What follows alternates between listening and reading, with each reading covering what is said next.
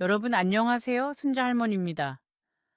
오늘 제가 들려드릴 이야기는 아마 많은 분들이 들으시면 가슴이 먹먹해지실 겁니다. 저는 며느리를 딸처럼 품었습니다. 진심으로요.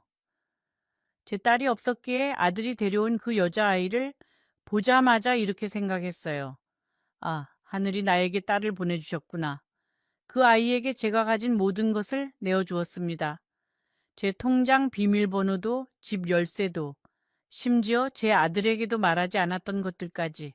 그런데 어느 날 저는 알게 되었습니다. 그 아이가 제 뒤에서 무엇을 하고 있었는지를요.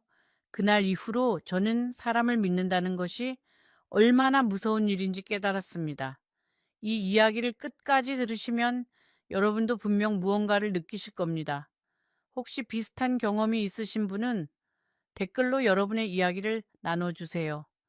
그리고 아직 구독을 안 하신 분은 구독 버튼 한 번만 눌러주세요. 할머니가 매주 이런 이야기를 들려드리겠습니다. 자, 그럼 처음부터 천천히 이야기해 볼게요. 저는 1950년 경상북도 안동에서 태어났습니다. 어린 시절부터 집안이 넉넉하지 않았지만 부모님은 늘 정직하게 사셨어요. 아버지는 농사를 지으셨고 어머니는 시장에서 작은 장사를 하셨습니다. 저는 3남매 중 막내였는데 위로 오빠 둘이 있었어요. 그 시절에는 딸이라는 이유만으로 공부를 많이 못했습니다. 오빠들은 중학교까지 다녔지만 저는 초등학교를 겨우 마치고 집안일을 도왔어요. 그래도 저는 불평하지 않았습니다. 그게 그 시대의 방식이었으니까요. 21살에 중매로 남편을 만났습니다. 남편은 서울에서 작은 철물점을 운영하는 집안의 장남이었어요. 시어머니는 엄격하셨지만 저는 최선을 다해 며느리 노릇을 했습니다. 새벽 5시에 일어나 밥을 짓고 시아버지 양말까지 손빨래를 했어요. 남편은 과묵한 사람이었습니다. 다정하다고 할 수는 없었지만 나쁜 사람도 아니었어요. 그냥 그 시대의 평범한 남자였습니다. 가게 일을 열심히 했고 술은 가끔 마셨지만 저를 함부로 대하지는 않았어요. 결혼한 지 2년 만에 아들을 낳았습니다. 이름은 민수. 저의 하나뿐인 아들이에요. 민수가 태어나던 날 저는 진짜로 세상을 다 가진 것 같았습니다. 시어머니도 처음으로 제 손을 잡으시며 수고했다고 하셨어요. 그 한마디가 그렇게 따뜻할 수가 없었습니다. 하지만 솔직히 말씀드리면 저는 늘 딸이 있었으면 했어요. 아들은 크면 엄마 곁을 떠나지만 딸은 평생 엄마 편이라는 말이 있잖아요. 둘째를 가지려고 노력했지만 하늘이 허락하지 않으셨습니다. 그래서 저는 민수 하나만 바라보고 살았어요. 민수는 착한 아이였습니다. 공부도 잘했고 어른들에게 예의도 바른 아이였어요. 대학도 서울에 있는 좋은 학교에 갔고 졸업 후에는 중견기업에 취직했습니다. 남편의 철물점은 민수가 대학에 다닐 때 정리했어요. 대형 마트가 들어서면서 장사가 안 됐거든요. 남편은 그 이후로 건강이 많이 안 좋아지셨습니다. 가게를 잃은 것이 마음에 큰 상처가 된 것 같았어요. 그리고 민수가 31살이 되던 해 남편이 갑자기 쓰러지셨습니다. 병원에 갔더니 이미 많이 안 좋은 상태라고 하셨어요. 석 달을 병원에서 보내고 남편은 조용히 눈을 감으셨습니다. 남편이 떠나고 나서 저는 혼자가 되었습니다. 민수는 회사 때문에 바빴고 저는 서울 외곽의 작은 아파트에서 혼자 지냈어요. 그때 제 나이가 55이었습니다. 아직 건강했고 혼자서도 잘 지낼 수 있었지만 밤이 되면 그 적막함이 너무 힘들었어요. 텔레비전을 켜놓고 잠이 들곤 했는데 새벽에 눈을 뜨면 빈 방이 너무 크게 느껴졌습니다. 그러던 어느 날 민수가 전화를 했어요. 엄마, 나 소개시켜줄 사람이 있어. 제 심장이 두근거렸습니다. 드디어 민수가 결혼을 하는구나. 그리고 저에게 며느리가, 아니 딸이 생기는 건가. 민수가 데려온 아이의 이름은 유진이었습니다. 30살 대학에서 디자인을 전공했고 작은 회사에서 일하고 있다고 했어요. 첫인상은 참 예뻤습니다. 눈이 크고 웃을 때 보조개가 살짝 들어가는 아이였어요. 하지만 무엇보다 제 마음을 사로잡은 건 그 아이의 태도였습니다. 유진이는 저를 보자마자 깍듯이 인사를 했어요. 어머니 뵙게 되어 정말 영광입니다. 그리고 제가 좋아하는 약과를 한 상자 사왔더라고요. 민수가 미리 알려줬나 봐요. 식사를 하면서 유진이는 계속 제 반찬을 챙겨주었습니다. 어머니, 이거 드셔보세요. 어머니, 물 더 드릴까요? 솔직히 말하면 저는 그 자리에서 이미 마음이 기울었습니다. 이 아이라면, 이 아이라면 내 딸처럼 지낼 수 있겠다.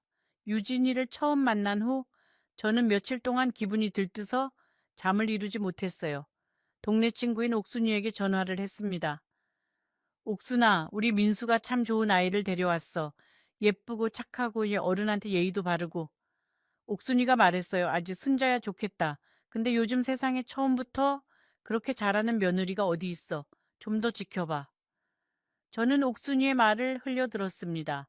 왜냐하면 저는 이미 유진이에게 마음을 준 후였거든요. 사람이 한번 마음을 주면 경고의 말이 귀에 들어오지 않습니다. 결혼식은 그해 가을에 조촐하게 올렸습니다. 유진이 부모님은 지방에 계셨는데 형편이 넉넉하지 않아 보였어요. 결혼식 날 유진이 어머니를 처음 뵈었는데 참 순해 보이는 분이셨어요. 하지만 옆에 있던 유진이 언니는 인상이 좀 달랐습니다. 눈이 날카롭고 네, 제게 인사할 때도 어딘가 재는 듯한 느낌이 들었어요. 하지만 저는 그게 전혀 문제가 되지 않았습니다. 제가 시집 올 때도 빈손이었으니까요. 오히려 저는 유진이에게 더 잘해주고 싶었어요. 제가 시어머니에게 받지 못했던 따뜻함을 제가 이 아이에게 주고 싶었습니다. 결혼 후 민수와 유진이는 제 아파트에서 멀지 않은 곳에 신혼집을 구했어요. 전세금 일부를 제가 보태주었습니다. 5천만 원. 남편이 남기고 간 돈에서 꺼낸 거였어요. 유진이는 그 돈을 받으며 눈물을 글썽겼어요. 어머니, 이렇게까지 해주시면 안 되는데 정말 감사합니다. 제가 꼭 잘할게요. 저는 유진이의 손을 잡으며 말했어요. 유진아, 이건 엄마가 딸한테 하는 거야. 고맙다고 하지 마. 그때 유진이의 눈에서 진짜 눈물이 흘렀는데 저는 그 눈물이 진심이라고 믿었습니다.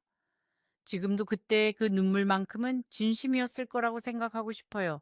저는 틈만 나면 반찬을 만들어서 갖다 주었습니다. 깍두기, 갈비찜, 잡채, 유진이가 좋아하는 것은 무엇이든 만들었어요. 유진이는 항상 고마워했습니다. 어머니, 이렇게 해주시면 안 되는데 제가 해드려야 하는 건데 그 말 한마디에 저는 녹았어요. 진짜 딸이 생긴 것 같았습니다. 어느 주말에는 유진이가 저를 데리고 백화점에 간 적이 있어요. 어머니, 겨울 외투 하나 사드릴게요. 저는 손사래를 쳤지만 유진이가 예쁜 외투를 골라서 제게 입혀주었습니다. 거울 앞에서 유진이가 제 어깨를 다듬어 주는데 마치 친딸이 해주는 것 같아서 코끝이 시큰해졌어요. 그 외투를 입고 집에 오는 길에 저는 하늘을 올려다보며 남편에게 말했습니다. 여보, 우리 며느리 참 착하지? 내가 복을 받은 거야. 결혼한 지 1년쯤 지났을 때 유진이가 임신을 했습니다. 저는 너무 기뻐서 동네 사람들한테 다 자랑을 하고 다녔어요. 우리 며느리가 아기를 가졌어요. 곧 할머니가 돼요. 유진이가 입덧이 심할 때 저는 매일 가서 죽을 끓여 주었습니다. 밤에 힘들면 전화하라고 언제든 달려가겠다고 했어요. 유진이가 출산 가까이 되었을 때는 아예 민수네 집에서 한 달을 지냈습니다. 유진이가 편하게 쉴 수 있도록 모든 집안일을 제가 했어요. 장보기, 빨래, 청소, 유진이가 먹고 싶다는 것은 새벽에라도 나가서 사왔습니다. 그리고 예쁜 손녀가 태어났습니다. 이름은 서연이. 서연이를 처음 안았을 때 저는 눈물이 멈추지 않았어요. 3kg이 조금 넘는 작은 아기가 제 품에서 새근새근 잠을 잤습니다. 이 작은 생명이 우리 가족의 미래구나. 이 아이를 위해서라면 내가 뭐든 할 수 있겠구나. 서연이가 태어난 후 저와 유진이의 관계는 더 가까워졌습니다. 유진이는 육아가 힘들 때마다 저를 불렀고, 네, 저는 기꺼이 달려갔어요. 기저귀를 갈고 분유를 타고 밤에 아기가 울면 안아서 재웠습니다.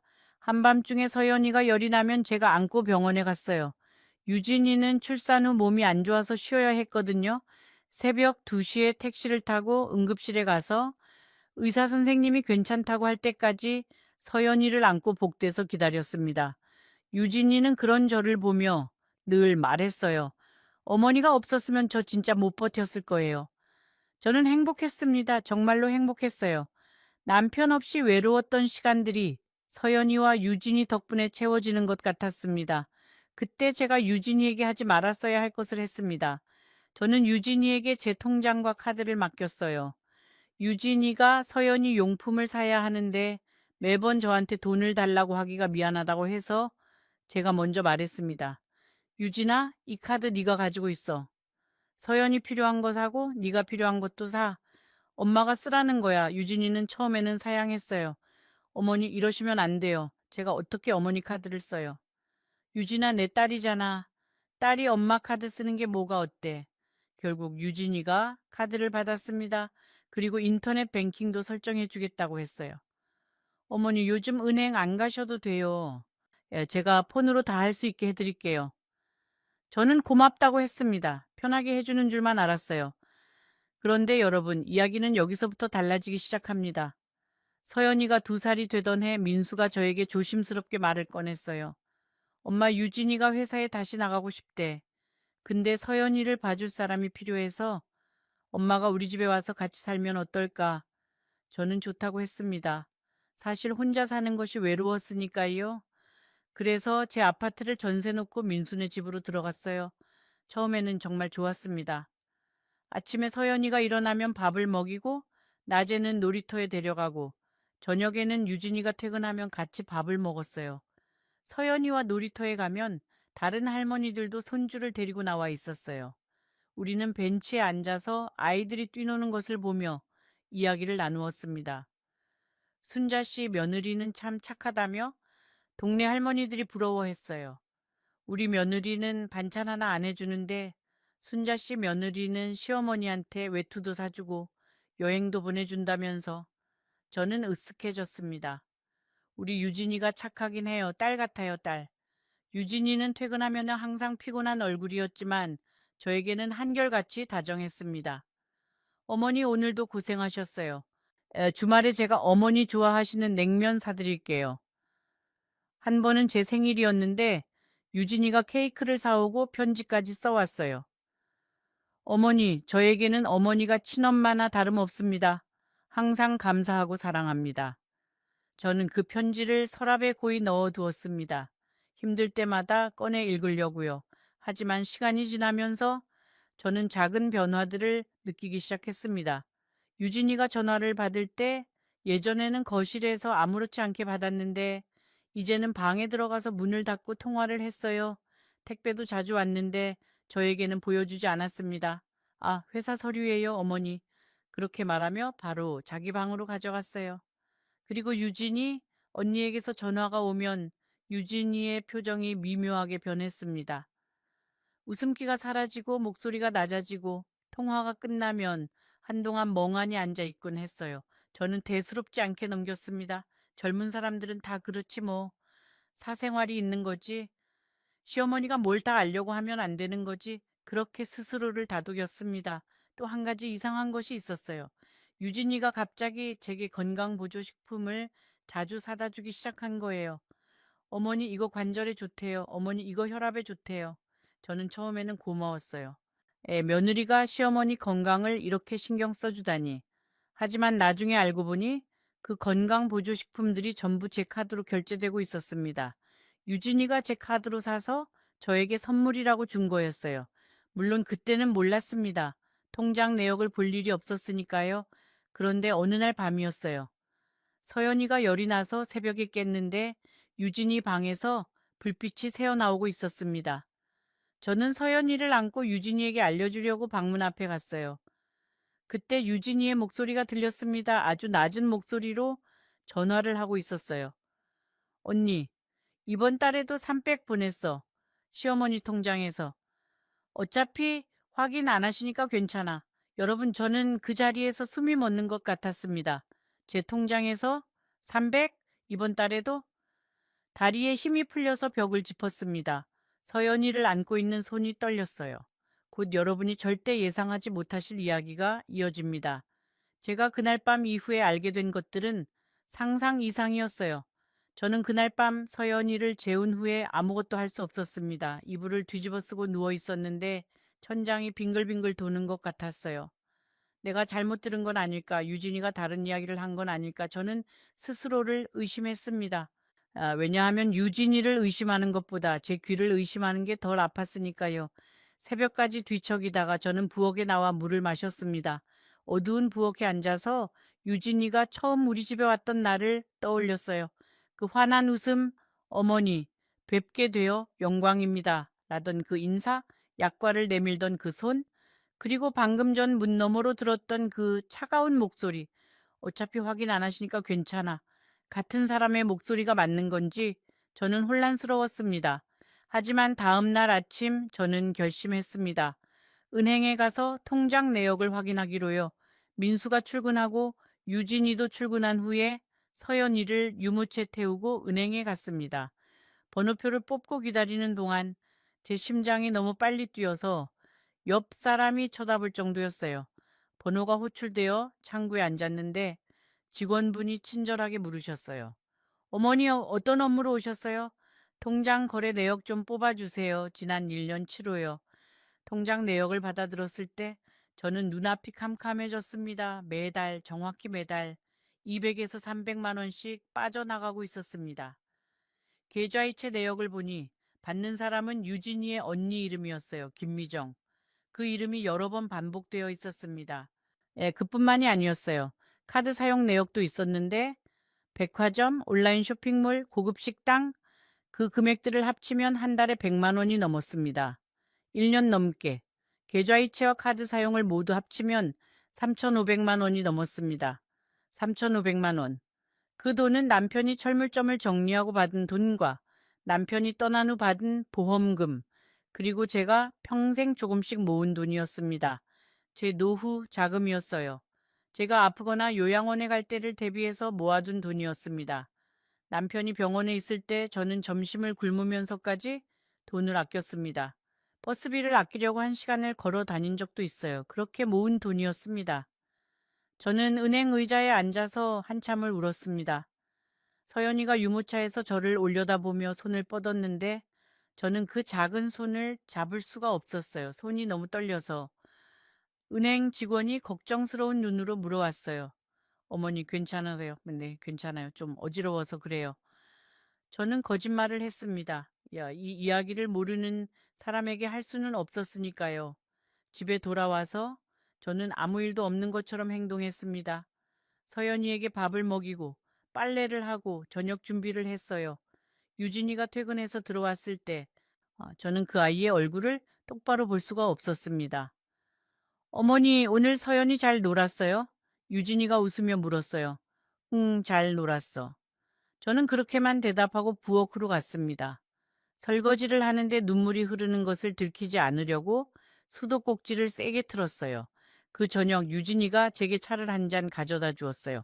어머니 오늘 좀 피곤해 보이세요? 따뜻한 거 드세요. 그 다정한 손길이 이제는 칼날처럼 느껴졌습니다. 이 아이가 어떻게 제 돈을 빼가면서 동시에 이렇게 따뜻하게 굴 수 있는 걸까? 사람이 정말 그럴 수 있는 걸까? 며칠을 그렇게 보냈습니다. 저는 유진이의 행동을 하나하나 관찰하기 시작했어요. 유진이는 제 앞에서는 여전히 다정했습니다.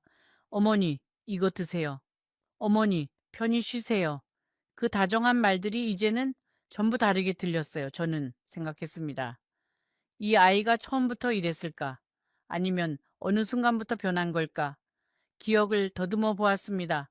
유진이가 제 통장을 처음 만진 것은 서연이가 태어난 직후였어요. 유진이가 육아용품을 사야 한다며 제게 말했었습니다. 어머니, 제가 어머니 통장으로 온라인에서 주문할 게 있어서요. 잠깐 카드 좀 쓸게요. 저는 아무 의심 없이 카드를 건넸습니다. 비밀번호도 알려줬고요. 네, 그리고 또 하나 기억난 것이 있었어요. 한 번은 유진이가 제 핸드폰을 가지고 뭔가를 하고 있었습니다. 어머니 핸드폰에 사진 정리 앱 깔아드릴게요. 또 그랬는데 지금 생각해보면 그때 인터넷 뱅킹 앱도 설치하고 로그인을 해둔 것 같았어요. 그때부터였을 겁니다. 유진이가 제 계좌를 자유롭게 쓸 수 있게 된 것은 여러분이 사람이 누군가를 완전히 믿으면 의심이라는 감정 자체가 사라집니다. 저는 유진이를 딸처럼 믿었기 때문에 딸이 하는 일에 의문을 가질 이유가 없었어요. 만약 길에서 모르는 사람이 제 통장을 달라고 했으면 당연히 안 줬겠지요. 하지만 유진이는 모르는 사람이 아니었습니다. 제가 직접 품에 안은 사람이었어요. 저는 민수에게 말해야 할지 고민했습니다. 밤마다 잠을 이루지 못하고 뒤척였어요. 민수에게 말하면 부부 사이가 깨질 수 있습니다. 서연이가 피해를 볼 수 있어요. 하지만 말하지 않으면 제 남은 노후 자금이 전부 사라질 수도 있습니다. 옥순이에게 전화를 할까도 생각했어요. 하지만 옥순이에게 말하면 동네에 소문이 퍼질 수도 있잖아요. 우리 집안 일을 남에게 말하고 싶지 않았습니다. 저는 완전히 혼자였어요. 이 무거운 짐을 나눌 사람이 아무도 없었습니다. 일주일을 더 고민한 끝에 저는 먼저 유진이와 직접 이야기하기로 했습니다. 아들에게 말하기 전에 며느리에게 기회를 주고 싶었어요. 혹시 사정이 있었던 건 아닐까? 유진이 친정에 무슨 급한 일이 있었던 건 아닐까? 저는 아직도 유진이를 믿고 싶었습니다. 배신당했다는 사실을 받아들이는 것보다 오해일 수 있다는 가능성에 매달리는 것이 훨씬 덜 아팠거든요. 어느 토요일 오후 민수가 서연이를 데리고 놀이터에 나갔을 때 저는 유진이에게 말을 꺼냈습니다. 유진아. 네, 어머니. 유진이는 거실 소파에 앉아 핸드폰을 보고 있었어요. 내 통장 내역을 봤어. 유진이의 손이 멈췄습니다. 핸드폰 화면을 보던 눈이 천천히 저를 향했어요. 표정이 순간 굳었습니다. 하지만 금방 원래대로 돌아왔어요. 그 아이는 참 빨랐습니다. 아, 어머니, 그거요? 그게 서연이 학원비하고 유아용품 구매한 거예요. 제가 정리해서 보여드릴게요. 유진아, 매달 200에서 300만 원이 너의 언니 계좌로 갔어. 학원비나 유아용품이 아니야. 저는 은행에서 뽑아온 내역서를 테이블 위에 놓았습니다. 형광펜으로 표시한 부분들이 선명하게 보였어요. 그때 유진이의 눈빛이 변했습니다. 다정하던 눈이 차가워졌어요. 마치 다른 사람이 된 것 같았습니다. 어머니, 그건 제가 언니한테 잠깐 빌려준 거예요. 언니가 사업하는데 돈이 급했거든요. 다 돌려받을 거예요.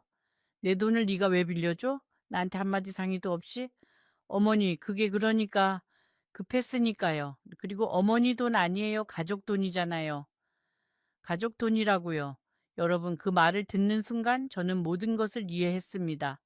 유진이에게 제 돈은 시어머니의 재산이 아니라 가족 공동 재산이었던 거예요. 그리고 그 가족에는 유진이의 친정까지 포함되어 있었습니다.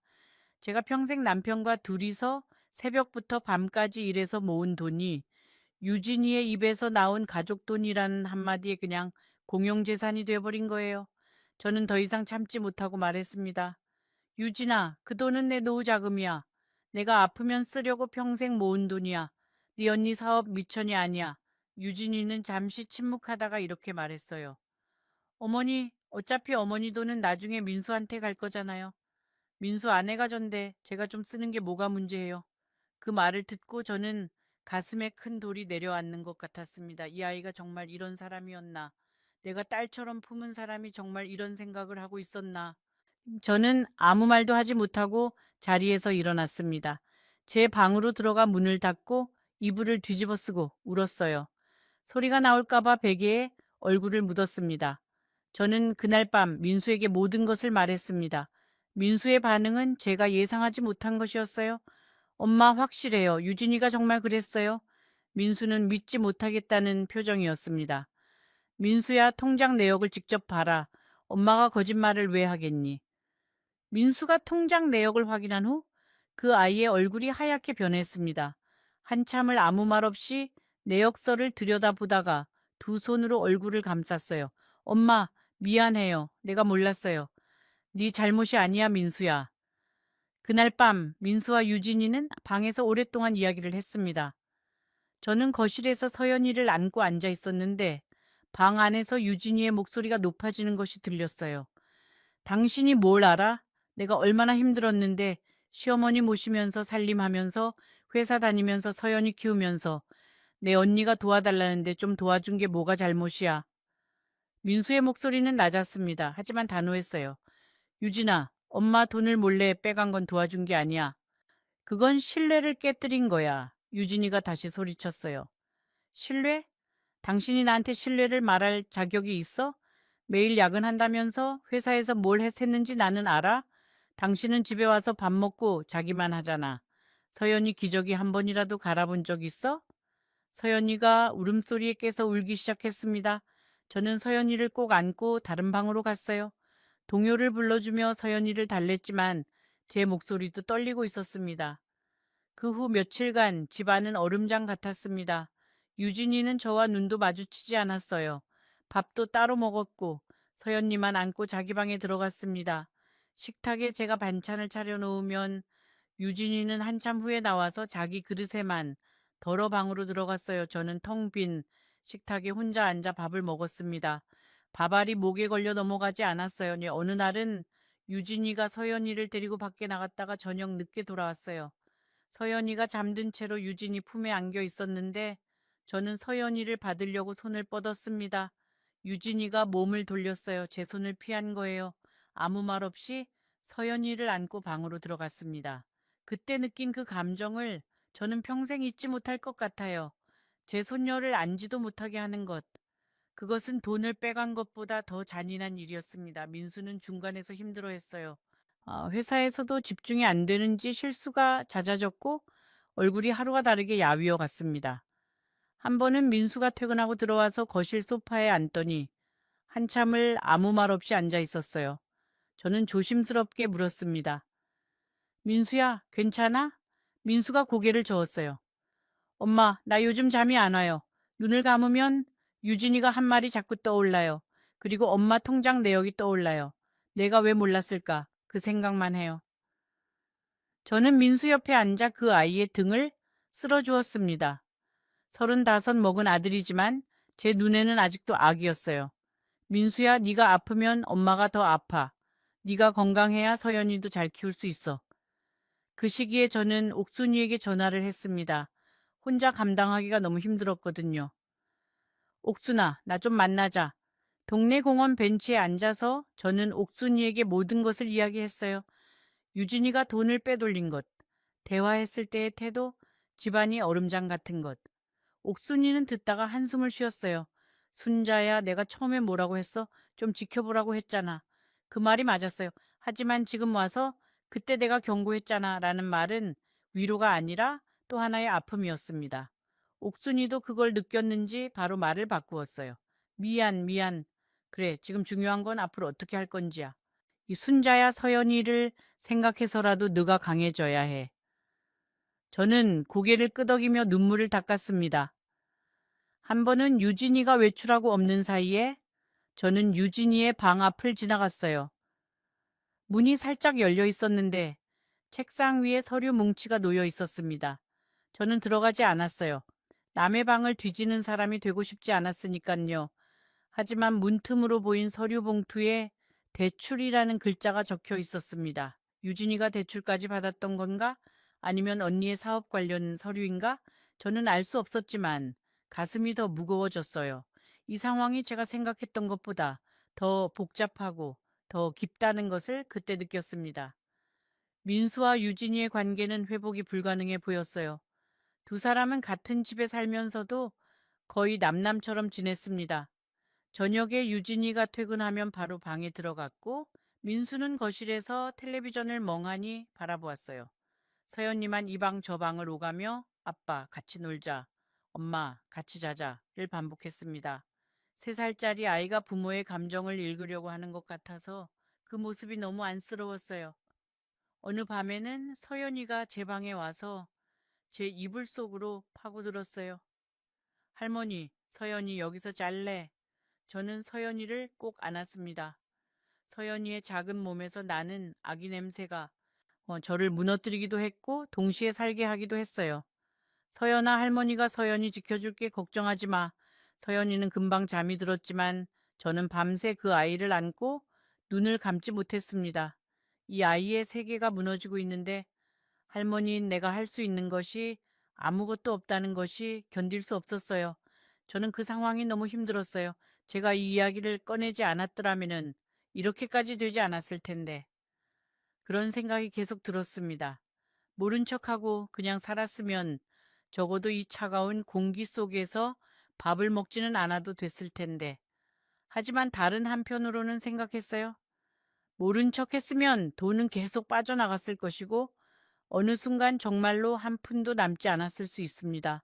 어떤 선택을 해도 아픈 것은 마찬가지였어요. 그런데 더 충격적인 일이 벌어졌습니다. 유진이의 언니에게서 민수에게 전화가 왔어요. 민수 씨, 유진이가 빌려준 돈은 제가 갚겠습니다. 하지만 이건 유진이의 의사였고 유진이가 가정 내에서 받은 경제적 스트레스 때문이에요. 민수 씨, 어머니가 돈을 관리할 능력이 없으시니까 유진이가 대신 관리한 거예요. 관리할 능력이 없다고요. 저는 그 말을 전해 듣고 눈앞이 아득해졌습니다. 평생 한 푼 두 푼 모으면서 남편 병원비 대면서 아들 학비 대면서 그 어려운 세월을 버틴 제가 돈을 관리할 능력이 없다고요. 남편이 가게를 접고 우울해하실 때 저 혼자 파출부 일을 하며 생활비를 벌었습니다. 민수대학 등록금을 내려고 새벽 4시에 김밥을 말아 시장에 나가 팔던 날들이 있었어요. 그런 저보고 돈을 관리할 능력이 없다고요. 여러분, 세상에서 가장 아픈 말은 주먹이 아닙니다. 사람의 존엄을 깎아내리는 말 한마디가 뼈보다 더 깊이 박힙니다. 그 이후로 상황은 빠르게 흘러갔습니다. 민수는 유진이에게 돈을 돌려놓으라고 했지만 유진이는 언니에게 준 돈은 이미 사업에 쓰였다고 했어요. 돌려받을 수 없다고. 민수와 유진이는 매일 밤 다투었습니다. 서연이는 그 사이에서 울었고 저는 서연이를 안고 다른 방에서 동요를 불러주었어요. 서연이가 어느 날 제게 물었어요. 할머니, 엄마, 아빠 왜 싸워? 저는 서연이 이마에 입을 맞추며 말했습니다. 안 싸워, 서연아. 이야기하는 거야. 어른들은 가끔 큰 소리로 이야기해. 서연이는 고개를 끄덕였지만 그 작은 눈에 불안함이 담겨 있었어요. 그 눈을 보는 것이 돈을 잃은 것보다 더 아팠습니다. 한 달이 지났을 때 유진이가 짐을 싸기 시작했습니다. 나 친정에 갈 거야. 야, 서연이도 데려갈 거야. 민수가 막았습니다. 서연이는 안 돼. 우리 같이 이야기하자. 유진이는 민수를 밀치며 소리쳤어요. 나는 이 집에서 하루도 더 못 있어. 시어머니 눈치 보면서 산 게 얼만데. 저는 거실에 서서 그 광경을 지켜보았습니다. 유진이의 그 말이 제 가슴을 찔렀어요. 눈치를 봤다고요? 저는 이 아이에게 눈치를 준 적이 한 번도 없는데, 하지만 유진이는 듣지 않았어요. 서연이를 안고 택시를 타고 떠났습니다. 서연이가 떠난 그날 밤 저는 서연이 방에 들어가 앉았습니다. 작은 이불, 인형들, 서연이가 그린 그림들, 냉장고에 붙여놓았던 서연이의 그림을 떼어 가슴에 안았어요. 빨간색 크레용으로 그린 3명의 사람 그림. 할머니, 아빠, 서연이라고 유진이가 대신 써준 글씨. 저는 서연이의 작은 양말 한 짝을 들고 한참을 울었습니다. 내가 이 집에 온 것은 이 아이 때문이었는데, 내가 살아가는 이유가 이 아이의 웃음소리였는데, 그 후로 3달 동안 유진이는 연락을 끊었습니다.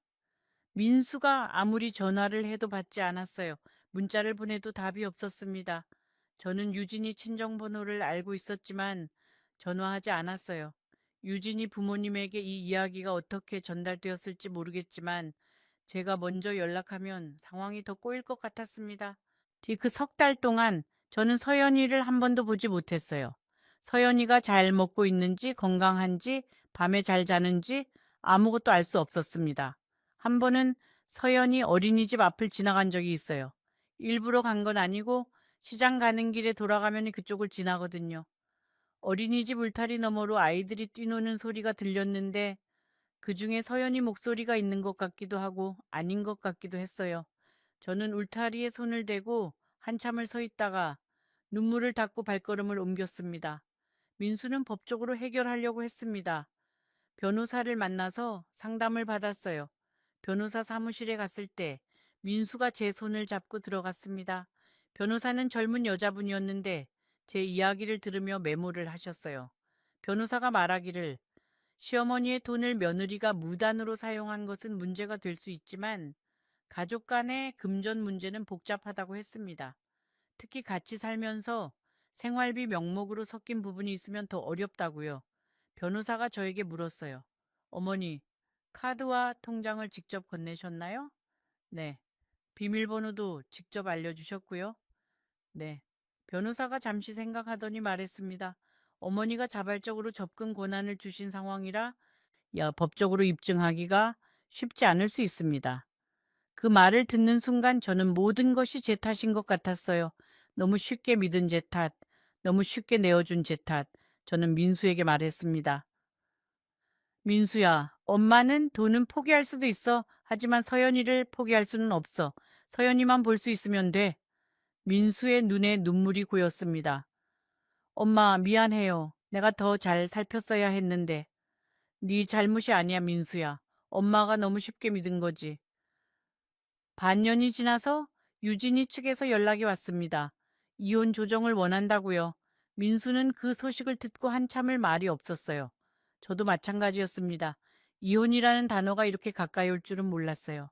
민수가 저에게 물었어요. 엄마, 어떻게 해야 할까요? 저는 오래 생각했습니다. 민수야, 유진이와 네가 다시 합칠 수 있으면 좋겠지만 이미 이렇게 된 이상 서연이가 가장 덜 다치는 방향으로 결정해야 해.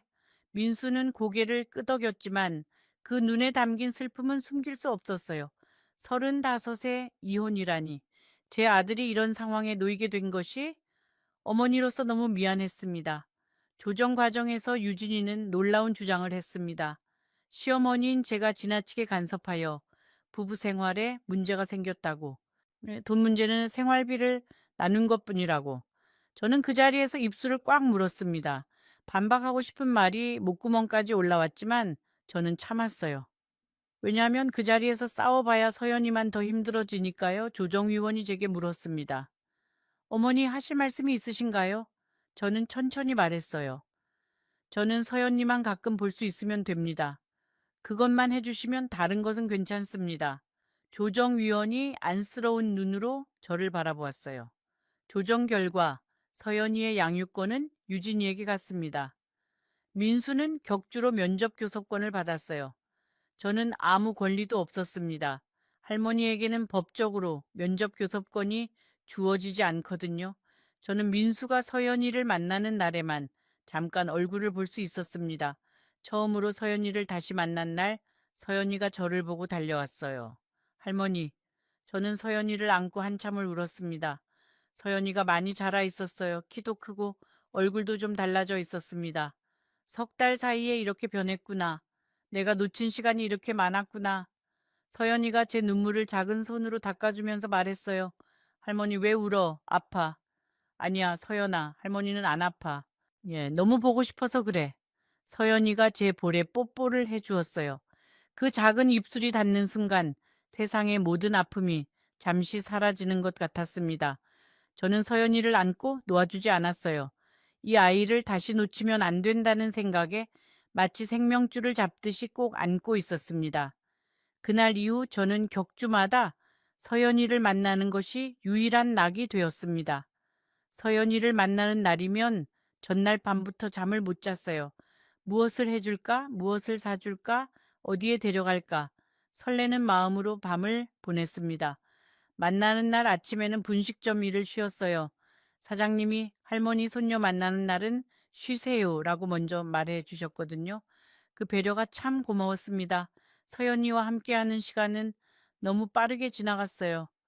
놀이터에 가면 서연이가 그네를 밀어달라고 했고 저는 허리가 아파도 끝없이 밀어주었습니다.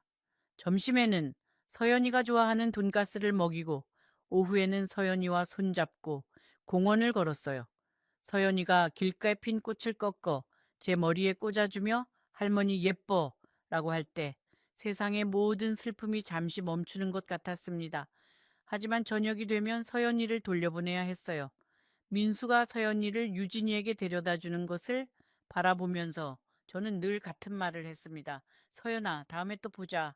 할머니가 사랑해. 서연이가 작은 손을 흔들며 사라지면 저는 현관문을 닫고 한참을 서 있곤 했어요. 집 안이 갑자기 너무 조용해지거든요. 하지만 시간이 지나면서 유진이는 면접 교섭 날짜를 자주 바꾸기 시작했어요. 갑자기 서연이가 아프다고, 일정이 바뀌었다고, 이런저런 핑계를 대면서요. 한 달에 2번 보던 것이 한 번이 되고 2달에 한 번이 되고 나중에는 3달째 서연이를 만나지 못한 적도 있었습니다. 3달째 서연이를 보지 못했을 때 저는 서연이가 다니는 학교 앞까지 간 적이 있어요. 멀리서라도 서연이 얼굴을 보고 싶었거든요. 학교 정문 맞은편 편의점 앞에 서서 아이들이 쏟아져 나오는 것을 지켜보았습니다. 서연이가 나왔어요. 분홍색 책가방을 메고 친구와 뭔가 이야기하면서 웃고 있었습니다. 저는 부르고 싶었어요. 서연아 하고 달려가고 싶었어요. 하지만 그러면 유진이가 알게 되고 또 면접 교섭이 어려워질 수 있었습니다. 저는 멀리서 서연이를 바라보다가 그 아이가 시야에서 사라질 때까지 서 있었습니다. 그리고 천천히 돌아서 집으로 걸었어요. 그날따라 집까지의 길이 너무 멀게 느껴졌습니다. 저는 매일 서연이 사진을 꺼내 보았습니다. 핸드폰에 저장해둔 서연이의 사진과 동영상을 돌려보고 또 돌려보았어요. 서연이가 처음 걸음마를 뗀 날, 서연이가 처음 할머니라고 말한 날, 서연이가 놀이터에서 미끄럼틀을 타며 까르르 웃던 날, 그 영상들을 볼 때마다 저는 웃다가도 울었습니다. 잠깐 여기서 제가 한 가지 말씀드리고 싶은 것이 있습니다. 저는 유진이를 미워하려고 노력했어요. 미워해야 마음이 편할 것 같았거든요. 그런데 이상하게 미움이 들지 않았습니다. 분노는 있었어요. 서운함도 있었고요. 하지만 미움은 아니었습니다. 왜냐하면 유진이도 어떤 면에서는 힘들었을 거라는 생각이 들었어요. 친정이 넉넉하지 않으니 언니가 도와달라고 하면 거절하기 어려웠을 거고, 시어머니 돈을 쓴다는 것에 대한 죄책감도 있었겠지만, 가족에 대한 의무감이 더 컸을 수도 있습니다. 물론, 그것이 유진이의 행동을 정당화하지는 않습니다. 하지만 사람은 한 가지 면만으로 판단할 수 없다는 것을 저는 이 나이가 되어서야 깨달았어요. 그리고 무엇보다 유진이는 서연이의 엄마입니다. 제가 유진이를 미워하면 나중에 서연이가 알게 되었을 때 그 아이는 할머니와 엄마 사이에서 찢어지는 거예요. 저는 그것만은 원하지 않았습니다. 이혼이 확정된 후 저는 다시 혼자 살게 되었습니다. 민수가 다시 저와 살자고 했지만 저는 괜찮다고 했어요. 민수야, 엄마는 혼자서도 잘 지낼 수 있어. 너는 네 인생을 살아. 서연이 잘 만나고 좋은 아빠가 되어라. 사실은 혼자가 무서웠습니다. 하지만 민수에게 짐이 되고 싶지 않았어요. 아들이 35이면은 아직 젊으니까 다시 좋은 인연을 만날 수도 있잖아요. 저는 다시 작은 아파트로 돌아왔습니다. 전세 놓았던 아파트에 다시 들어갔는데 유진이와 함께 지냈던 민수네 집에서 쓰던 물건들이 하나도 없으니 더 텅 비어 보였어요. 텔레비전 소리로 적막함을 채우고 창밖을 바라보며 하루를 보냈어요. 통장에는 남은 돈이 별로 없었습니다. 3,500만 원이 빠져나간 후 남은 것은 1,000만 원이 차에 되지 않았어요. 거기에 전세 보증금 5천만 원을 보태준 것까지 합치면 저는 사실상 거의 빈손이 된 것이나 마찬가지였습니다. 아침에 눈을 뜨면 할 일이 없었어요. 서연이를 돌볼 필요도, 유진이에게 반찬을 해줄 필요도, 민수에게 밥을 차려줄 필요도 없었습니다. 누군가를 위해 산다는 것이 힘들 때도 있지만 그래도 살아가는 이유가 된다는 것을 아무도 없는 빈 아파트에서 깨달았어요. 저는 하루 종일 텔레비전 앞에 앉아 있곤 했는데 프로그램 내용이 하나도 머리에 들어오지 않았어요. 그냥 소리가 필요했던 거예요. 사람 목소리가. 한 번은 시장에 갔다가 아기 옷 가게 앞에서 한참을 서 있었습니다. 분홍색 원피스가 진열되어 있었는데 서연이에게 입히면 예쁘겠다는 생각이 들었어요. 하지만 서연이에게 언제 줄 수 있을지 알 수 없었기에 사지 못하고 발길을 돌렸습니다. 시장을 나오면서 눈물이 나는 것을 참으려고 하늘을 올려다보았어요. 옥순이가 가끔 찾아왔습니다. 떡이나 과일을 들고 와서 같이 먹자고 했어요. 옥순이는 저를 억지로 밖으로 끌고 나가기도 했습니다. 순자야, 집에만 있으면 안 돼. 걷자. 걷기라도 하자. 공원을 걸으면서 옥순이는 자기 이야기를 들려주었어요. 옥순이도 시어머니와 며느리 사이에서 고생했던 이야기, 남편이 먼저 떠나고 혼자 살게 된 이야기, 우리 세대의 여자들은 다 비슷한 짐을 지고 살아왔구나. 내 이야기가 특별한 게 아니구나. 그 생각이 오히려 위로가 되었습니다. 저는 일자리를 알아보기 시작했습니다. 이른이 넘은 나이에 일자리를 구하는 것이 쉽지 않았지만 아파트 단지 안에 있는 작은 분식점에서 설거지 일을 구했어요. 새벽 6시에 가서 오후 2시까지 일했습니다. 하루에 4만 원을 받았어요. 한 달에 100만 원 조금 넘는 돈이었습니다. 첫날 뜨거운 물에 손을 담그고 그릇을 닦는데 손이 빨갛게 부어올랐어요. 고무장갑을 껴도 뜨거운 물에 열기가 느껴졌습니다. 사장님이 바쁜 시간에는 그릇이 쉴 새 없이 쌓였어요. 라면 그릇, 떡볶이 접시, 김밥 도마. 저는 쉬지 않고 손을 움직였습니다. 오후 2시에 일이 끝나면 허리가 펴지지 않았어요. 구부정한 자세로 아파트까지 걸어가면서 저는 생각했습니다. 남편이 살아있었다면 이 모습을 보고 뭐라고 했을까? 하지만 며칠이 지나니 일이 오히려 저를 살렸습니다. 분식점에는 손님들이 많았고 사장님 부부는 저를 잘 대해 주었어요. 사장님 아내가 점심때 제게 밥을 차려주면서 말했어요. 할머니, 우리 가게에서 할머니가 제일 일 잘하세요. 정말 감사해요. 그 말 한마디가 얼마나 힘이 되었는지 몰라요. 누군가에게 필요한 사람이라는 느낌, 그것이 저를 아침마다 일어나게 했습니다. 손이 트고 허리가 아팠지만 저는 불평하지 않았습니다. 이 돈을 모아서 서연이를 만나러 갈 때 맛있는 것을 사줄 수 있으니까요. 서연이가 좋아하는 딸기 케이크, 서연이가 갖고 싶어 했던 인형, 그런 것들을 사줄 수 있다는 생각만으로도 설거지물에 잠긴 손의 아픔이 잊혀졌어요. 그러던 어느 날 분식점 사장님이 저에게 물었어요. 할머니 왜 이 나이에 일하세요? 자식이 없어요? 저는 웃으며 대답했습니다. 아들이 있어요. 좋은 아들이에요. 근데 할머니가 좀 움직여야 건강하잖아요. 사장님은 고개를 끄덕였지만 뭔가 안쓰러운 눈으로 저를 바라보았습니다. 그 시선이 싫지는 않았어요. 하지만 그 시선 속에 담긴 동정이 저를 작게 만드는 것 같았습니다. 저는 동정받을 사람이 아닙니다. 저는 그냥 제 인생을 살고 있을 뿐이에요. 시간이 흘러 서연이가 초등학교에 입학했다는 소식을 민수에게 들었습니다. 민수가 보내준 서연이의 입학 사진을 보는데 서연이가 너무 많이 자라 있었어요. 교복을 입고 환하게 웃고 있는 서연이를 보면서 저는 이 순간에 내가 옆에 없다는 것이 너무 가슴 아팠습니다. 입학식에도 가지 못했어요. 유진이가 싫어할까 봐요. 할머니가 손녀의 입학식에 가지 못하는 것이, 여러분, 이것이 정상인 건가요? 민수가 서연이를 데려온 어느 주말, 서연이가 저에게 물었습니다. 할머니, 왜 우리 집에 안 와? 전에는 같이 살았잖아. 저는 뭐라고 대답해야 할지 몰랐습니다. 할머니가 좀 바빠서 그래, 서연아. 근데 할머니는 항상 서연이 생각하고 있어. 엄마가 할머니 나쁘다고 했는데 할머니 안 나쁜데, 그 말을 듣는 순간 제 가슴이 무너졌습니다.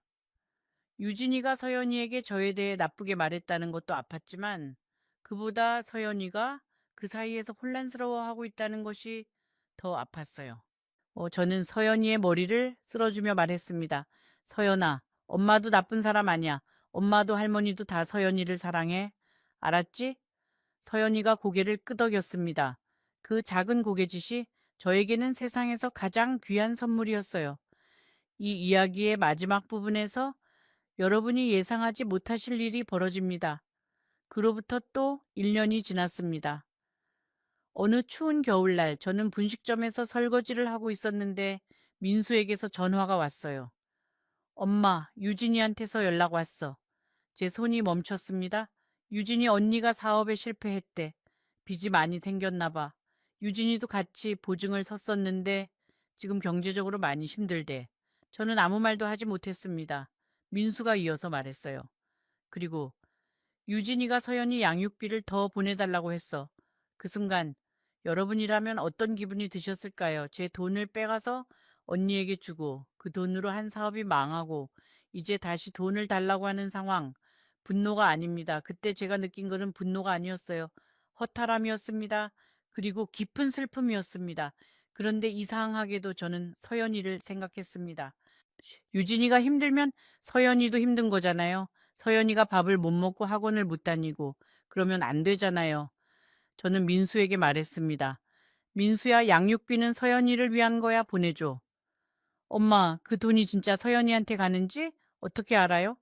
또 언니한테 주면 어떡해요? 그래도 서연이가 있잖아. 서연이한테 가기를 바라는 수밖에 없지. 민수는 한숨을 쉬었습니다. 그 한숨 속에 얼마나 많은 것이 담겨 있었을까요? 그 후로 몇 달이 더 지났습니다. 봄이 왔어요. 어느 날 오후 제가 아파트 현관문을 열고 들어오는데 문 앞에 작은 봉투가 놓여 있었습니다. 봉투를 열어보니 편지 한 장이 있었어요. 유진이의 글씨였습니다. 어머니, 저 유진입니다. 이렇게 편지를 쓰는 것이 맞는지 모르겠습니다. 어머니께 직접 찾아뵐 용기가 나지 않아서 이렇게 문 앞에 놓고 갑니다. 저는 어머니께 큰 잘못을 했습니다. 변명하지 않겠습니다. 어머니의 돈을 몰래 쓴 것은 어떤 이유로도 정당화될 수 없다는 것을 이제야 깨달았습니다. 언니의 사업이 망한 후 저도 빚에 시달리게 되었습니다. 그때 비로소 어머니의 마음을 조금이나마 이해하게 되었습니다. 이 평생 모은 것이 한순간에 사라지는 그 기분을 서연이가 요즘 할머니를 자주 찾습니다. 잠들기 전에 할머니 이야기를 해달라고 합니다. 저는 그때마다 가슴이 찢어집니다.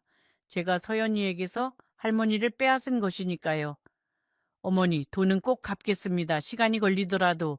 그리고 서연이를 자주 보여드리겠습니다. 어머니가 허락해 주신다면. 여러분, 저는 그 편지를 읽고 또 읽었습니다. 눈물이 편지 위에 떨어져서 글씨가 번졌어요. 저는 유진이를 용서해야 할까요? 아니면 용서하지 말아야 할까요? 솔직히 말하면 저도 모르겠습니다. 용서라는 것이 뭔지 이 나이에도 잘 모르겠어요. 돈은 돌아오지 않을 수도 있습니다. 그 세월도 돌아오지 않습니다. 서연이와 함께하지 못했던 그 시간들도요. 하지만 저는 유진이에게 전화를 했습니다. 유진아, 편지 잘 읽었어. 전화기 너머로 유진이의 울음소리가 들렸습니다. 어머니, 죄송합니다. 정말 죄송합니다. 유진아, 서연이 데리고 이번 주말에 와. 할머니가 밥 해줄게. 그 주말 유진이가 서연이를 데리고 왔습니다. 서연이는 현관문을 열자마자 할머니하고 소리치며 달려왔어요. 저는 그 아이를 꼭 안았습니다. 유진이는 현관에 서서 고개를 숙이고 있었어요. 저는 유진이에게 말했습니다. 들어와, 밥 식는다. 그날 저녁 셋이서 밥을 먹었습니다. 유진이가 제 반찬을 먹으며 어머니 이 깍두기 정말 맛있어요?